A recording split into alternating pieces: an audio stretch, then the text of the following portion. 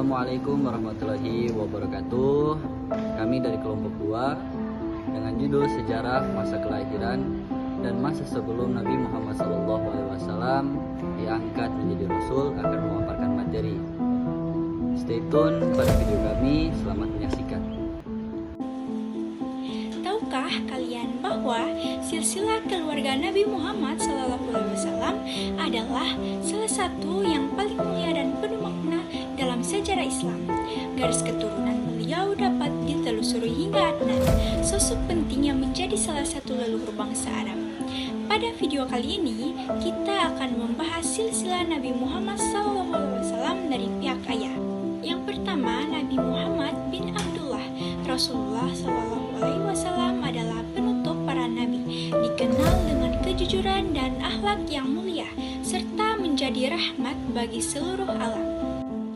Yang kedua ada Abdullah bin Abdul Muthalib, ayah Nabi Muhammad SAW, seorang pemuda Quraisy yang dikenal dengan kesolehan dan ketampanannya. Abdullah wafat sebelum Rasulullah lahir. Yang ketiga, Abdul Muthalib bin Hashim, kakek Nabi Muhammad SAW, pemimpin Quraisy yang bijaksana. Beliau adalah penjaga Ka'bah dan dikenal karena peristiwa besar seperti Tahun Gajah. Yang keempat ada Hashim bin Abdul Manaf, leluhur yang sangat dermawan. Hashim adalah sosok yang memulai tradisi memberi makan jamaah haji dan membuka jalur perdagangan Quraisy ke Yaman dan Syam. Yang kelima ada Abdul Manaf bin Qusay, salah satu tokoh terpandang di sukunya. Abdul Manaf dikenal dengan kebijaksanaannya dan menjadi pemersatu keluarga Quraisy. Keenam itu ada Qusay bin Kilab, seorang pemimpin besar yang mempersatukan suku Quraisy di Mekah dan mendirikan Darun Nadwah, tempat musyawarah kaum Quraisy.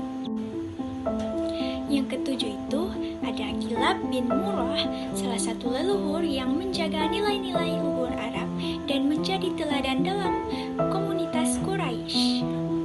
Yang kedelapan itu ada Murrah bin Ka'ab, dikenal sebagai sosok yang menjunjung tinggi kehormatan dan keturunan keluarga Quraisy.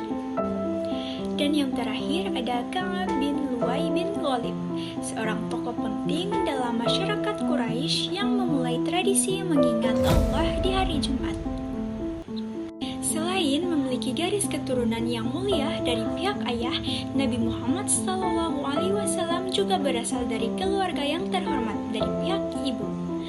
Silsilah dari pihak ibu ini menunjukkan keagungan nasab Rasulullah SAW yang diwarisi dari keluarga yang dikenal dengan keutamaan dan kehormatan mereka dalam masyarakat Quraisy. Yang pertama itu ada Muhammad bin Aminah.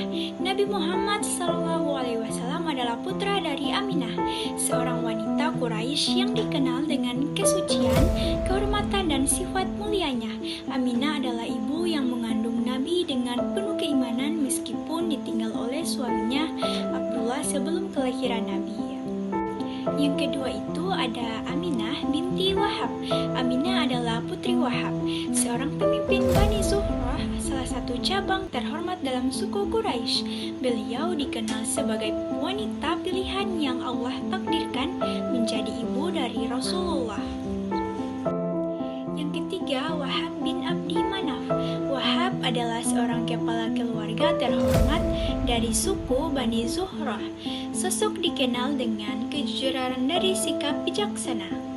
Keempat, Abdi Manaf bin Zuhrah, leluhur yang menjadi panutan dalam suku Bani Zuhrah. Ia membawa nama baik keluarga di tengah masyarakat Quraisy. Yang kelima, Zuhrah bin Kilab, tokoh penting yang menjadi pemimpin Bani Zuhrah, salah satu cabang suku Quraisy yang memiliki peran besar dalam masyarakat Mekah. Keenam itu ada Kilab bin Murrah. Leluhur ini juga terdapat dalam garis keturunan dari pihak ayah, menunjukkan bahwa suku Quraisy memiliki ikatan keluarga yang kuat. Kilab dikenal sebagai sosok yang menjunjung tinggi kehormatan keluarga Quraisy. Yang ketujuh, Murrah bin Ka'ab, sosok yang menjaga nilai-nilai luhur bangsa Arab, diwariskan kepada keturunannya di berbagai cabang suku Quraisy. Yang ke-8, Ka'ab bin Luwai bin Ghalib, salah satu tokoh terkemuka dalam suku Quraisy yang mempersatukan anggota suku dengan nilai-nilai keislaman yang kemudian dilestarikan oleh keturunannya. Yang kesembilan, Luwai bin Ghalib, leluhur yang dihormati karena perannya dalam membangun persatuan dan tradisi luhur di masyarakat Arab. Dan yang terakhir dari pihak ibu, yang ke-10 ada Ghalib bin Fir, salah satu nenek moyang Quraisy yang menjadi pilar penting dalam garis keturunan Nabi Muhammad SAW, memperkuat ikatan keluarga besar Quraisy. Itulah silsilah nasabnya Nabi Rasulullah SAW dari pihak ayah dan pihak ibu. Selanjutnya akan dibahas oleh rekan saya. Nabi Muhammad SAW adalah nabi terakhir yang diutus oleh Allah Subhanahu wa Ta'ala untuk menyampaikan ajaran Islam sebagai petunjuk hidup bagi seluruh umat manusia.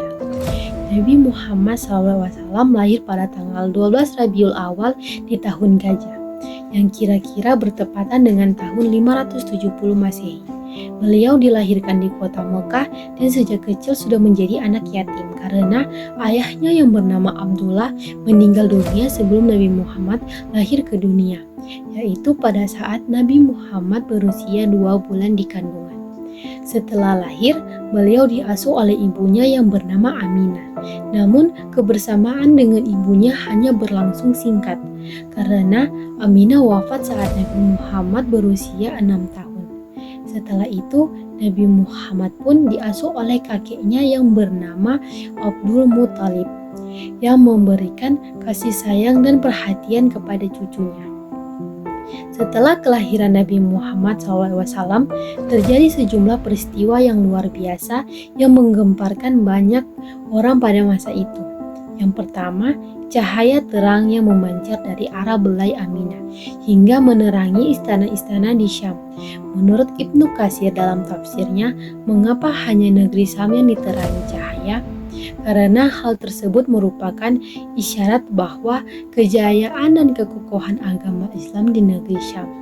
Yang kedua, ada runtuhnya 10 balkon istana Kisra. Istana Kisra berguncang dahsyat hingga merobohkan 10 menara istana yang menyebabkan tempat istirahat raja runtuh. Padahal saat itu tidak ada gempa sama sekali di tempat lain. Ketiga, api abadi yang disembah oleh kaum Majusi di Persia padam setelah menyala selama berabad-abad, seolah-olah menandakan berakhirnya zaman penyembahan selain Allah Subhanahu wa Ta'ala. Dan keempat, gereja-gereja di sekitar Buhaira runtuh tanpa sebab yang jelas, sebagai tanda perubahan besar yang akan datang.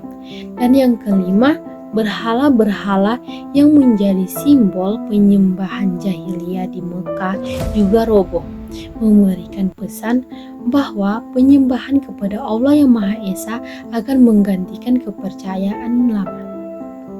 Peristiwa-peristiwa ini menunjukkan bahwa kelahiran Nabi Muhammad SAW bukan sekedar kelahiran biasa, melainkan awal dari sebuah perubahan besar yang dirancang oleh Allah Subhanahu wa Ta'ala. Baiklah, melanjutkan materi dari teman saya, sekarang beralih kepada masa kecil Nabi Muhammad. Pada hari ke-7 setelah kelahirannya, Nabi Muhammad SAW dihitan sesuai dengan tradisi yang baik. Setelah itu, beliau disusui oleh Suwaibah, seorang budak Abu Lahab, sebelum kemudian diasuh oleh Halimah binti Abu Zu'aib. Ketika Nabi kecil berada dalam asuhan Halimah, keluarga Halimah mengalami banyak sekali keberkahan. Padahal saat itu adalah musim pencekik. Air susu Halimah yang sebelumnya kering menjadi melimpah, ontanya selalu kenyang, keledainya yang lemah menjadi kuat, dan domba-dombanya yang menghasilkan susu yang berlimpah. Kehadiran Nabi kecil membawa keberkahan luar biasa bagi mereka. Saat Nabi Muhammad SAW berusia 5 tahun, terjadi peristiwa penting. Malaikat Jibril datang kepadanya, membelah dadanya, lalu mengambil hati beliau. Hati Nabi dicuci dengan air Zam-Zam menggunakan cawan emas, membersihkannya dari segala kotoran dan menanamkan sifat-sifat mulia. Setelah itu hatinya dikembalikan seperti semula.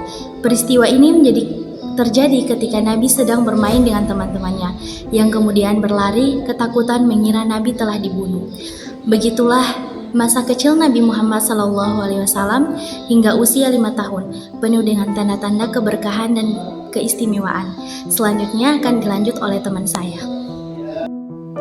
Baik teman-teman, mari kita lanjutkan materinya, yang dimana Nabi Muhammad SAW pada itu dikembalikan oleh Siti Aminah. Beriringnya waktu, Siti Aminah mengasuh Nabi Muhammad SAW hingga umur 6 tahun.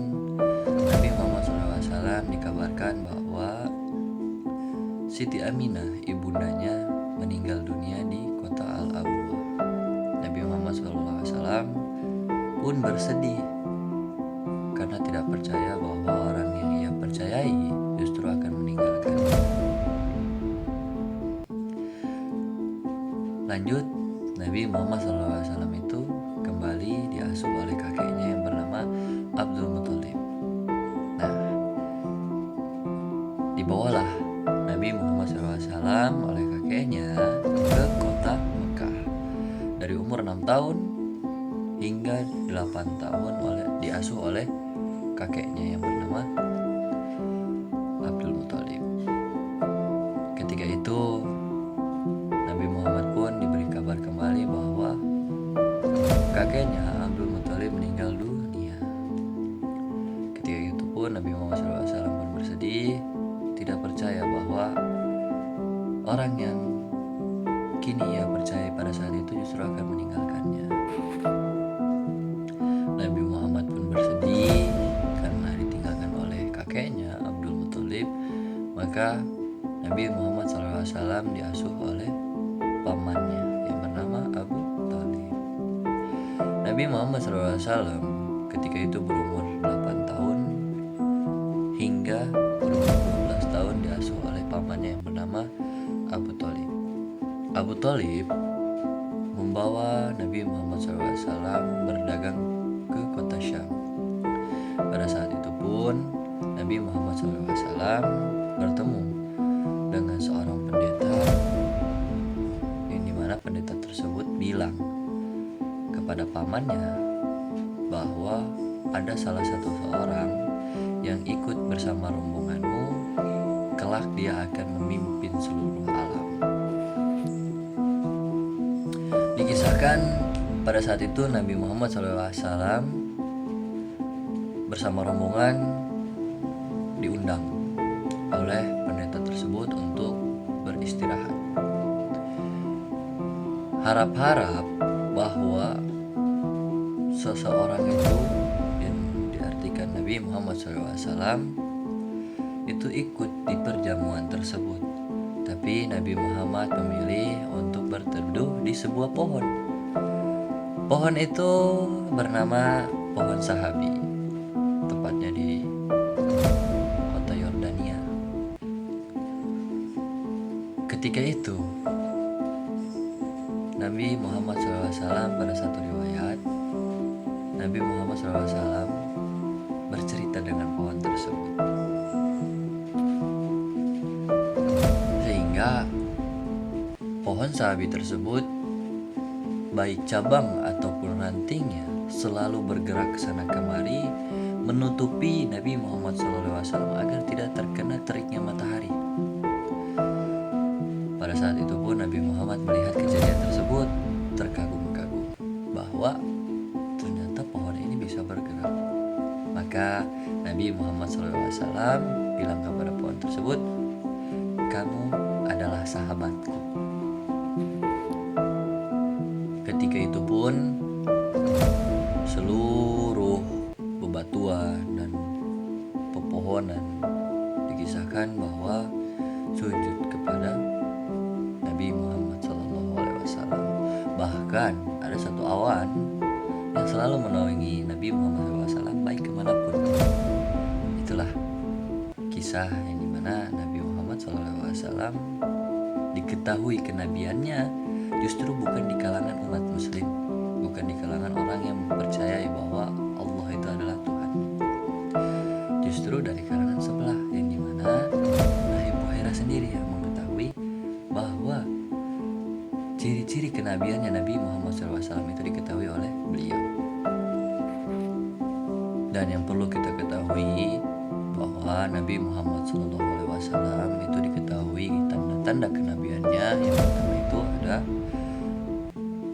alam yang selalu menyambut dia, baik itu dalam keadaan apapun. Justru dalam kisah ini Nabi Muhammad disambut oleh alam yang dimana awan menaungi beliau, pepohonan dan bebatuan bersujud kepada beliau, dan salah satu pohon yang dianggap sebagai sahabatnya Nabi Muhammad SAW bahkan hidup 1400 tahun lalu sampai sekarang, yang bernama pohon sahabi. Itulah tanda-tanda Nabi, tanda-tanda kenabiannya Nabi Muhammad SAW. Baik teman-teman, itulah pemaparan materi dari kami yang berjudul Sejarah Masa Kelahiran dan Masa Sebelum Nabi Muhammad SAW diangkat menjadi seorang Rasul. Kami kelompok 2 SKI Sejarah Kebudayaan Islam memohon maaf apabila ada kekeliruan, maka itu datangnya dari kami, dan apabila ada kebenaran maka itu datangnya hak wajib datang dari Allah Subhanahu wa taala. Sekian dari kami undur diri.